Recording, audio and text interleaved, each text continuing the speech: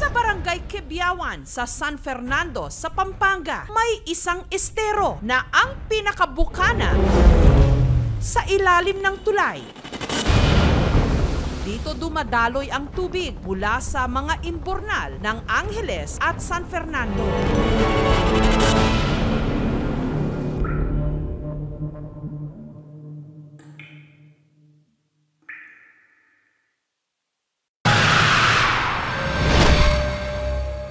Estero, saksi sa mga aksidente. Ang na-experience ko dito, isang aksidente ng backride na motorsiklo.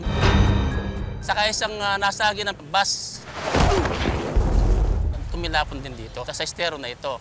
Dahilan kung bakit umugong na rin dito ang mga kwento-kwento. Kaya maraming sasabi na may nakikita sila, nagpapakita yung kaluluwa siguro. Sabi ng isang matanda, iwasan mo yung puting babae. Una kong nakita yung lalaki, tapos sabi ng matanda rito, nakita mo ba yun? Sana pala na lang mangyari, saka nag-cross. Pagka hapon, binangga yung mga sinasakyan nila Lolo Pepe. Patay sila lahat. Idagdag pang makasaysayan ng barangay, naging kampo militar noong panahon ng mga Hapon. Maraming namatay dito. Nagulugan ng bomba. Pero ang pinakamahiwaga ang naririnig daw na mga tinig mula sa estero na tila humihingi ng tulong.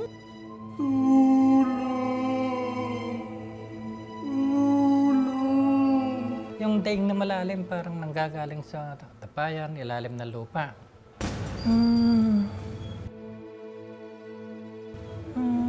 Ganun. At titingnan ko, dito naman. Kung sino kung mampakita ka na sa akin.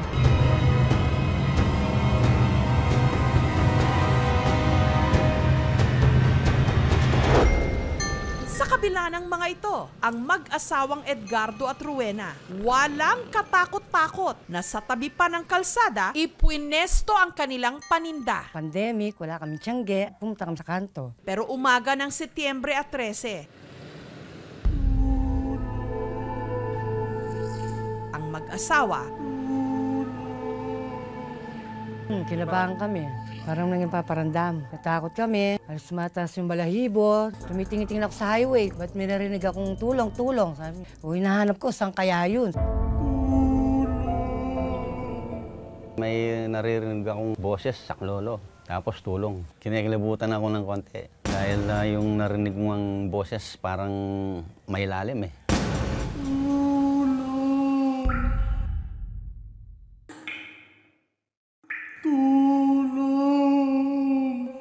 Ngunit binaliwala nila ito sa pag-aakalang guni-guni lang nila ito. Pero maya-maya lang, ang karton na inilatag nila sa kalsada, biglang mag-isang gumalaw. Parang may multo ata dito. Sa puntong yon, matapang nilang sinilip ang uwang sa imburnal at nagulat sila sa kanilang nakita.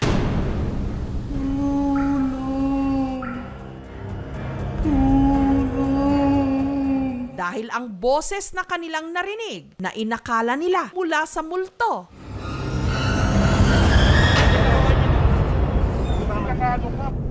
nanggaling pala sa isang tao. Pinagkikinggan ko talaga eh. Tumingin ako sa ilalim. Hindi ko nga nakita yung tao. Naka-face mask pa nga yun eh. Saan ka kami pumasok? Doon sa dulo? Agad silang humingi ng tulong sa barangay. Nung nakikita ko talagang parang apong-apo na siya. Uwaw na uwaw. Okay ka lang dyan. Hindi ka na uwaw. Nauwaw ka? Ganun na no? Tubig. Dali-daling dumating ang rescue team. Nagpapanik kasi siya. Una niyang tanong kung nandun pa yung umahabol sa kanya. Tatakot din sila. Kita daw ng mga nagtitinda doon, nilalangaw na. Kala nila patay na. Danger doon is pwede siyang ma-swept away sa drainage and then eventually malulunod siya.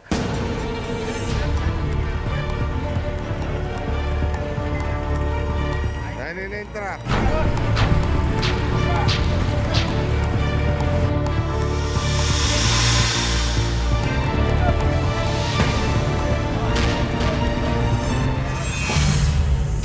Hanggang natanggal na ang takip ng imbornal.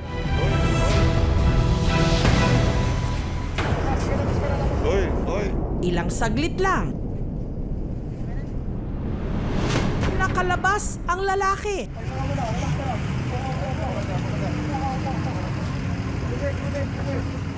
Ang lalaki sa estero, si Jojo, hindi niya tunay na pangalan. Halos 7 oras na nasa loob ng imbornal.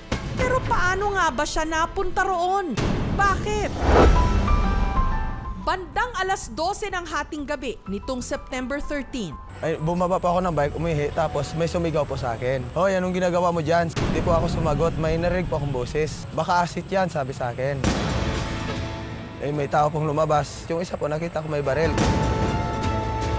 Kaya tumakbo na lang po ako. Dahil sa matinding takot, naisip daw ni Jojo na pumasok sa imbornal. Kaya pumasok ako sa ilalim, doon mismo sa madilim. Naghintay po ako magdamag doon. 5 to or 5:30 po ng umaga. Lumabas pa ako doon sa may liwanag. Yung isa pala nandun sa may kanto sa kabila. Kaya tumakbo ako ulit. Buti nakita ko yung imbornal na papuntang Kibiawan. Doon pa ako pumasok.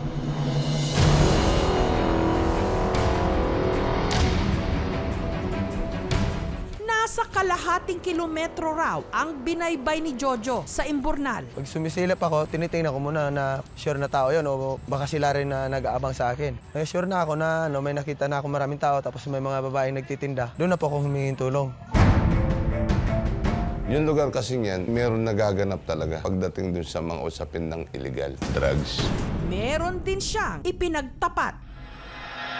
Inaamin ko naman po, nakainom ako pero sigurado hindi po ako lasing. Isang gin lang po yun. 3 kaming uminom. Kita-kita ko sila, may hawak na baril. Hindi ko po imagination yun.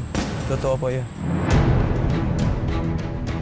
Wala po planong mag-report sa mga pulis. Wala naman po akong pakialam sa mga yun. Masaya po ako, nabuhay po. Nakaligtas po ako doon. Minsay akala nating kakaibang tinig. Hindi sa lahat ng pagkakataon dapat katakutan. Saan ka gawin pumasok? Doon sa dulo? Baka ang iba nang hihingi ng saklolo.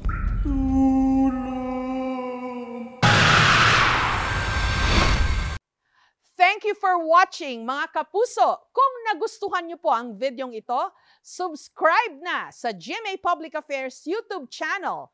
And don't forget to hit the bell button for our latest updates.